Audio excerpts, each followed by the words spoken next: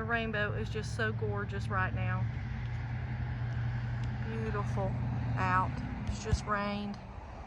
But I just wanted to talk a minute about what are the differences between World's Best, Bryce's World's Best, Dwarf Everbearing.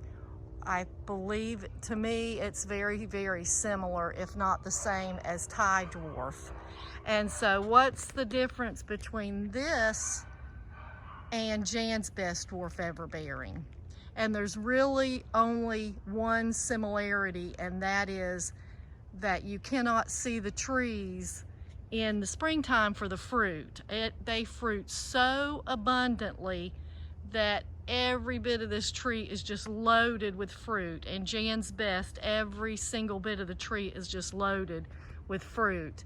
And so that's the only similarities. Now, as far as fruit taste, they taste nothing alike.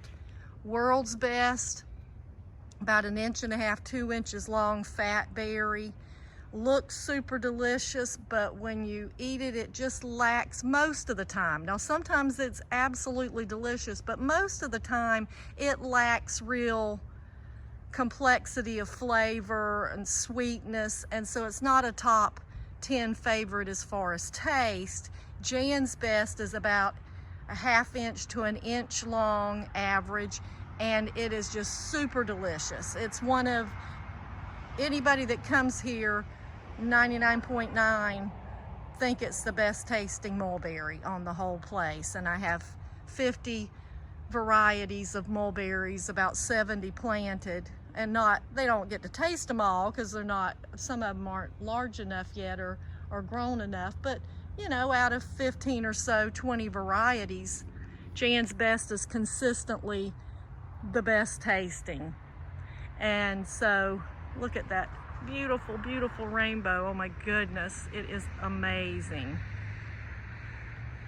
Doesn't even do it justice, but it's so gorgeous. But anyway, so yes, there's no similarities except for how much it fruits. And then Jan's Best is a Morris Alba hybrid, so it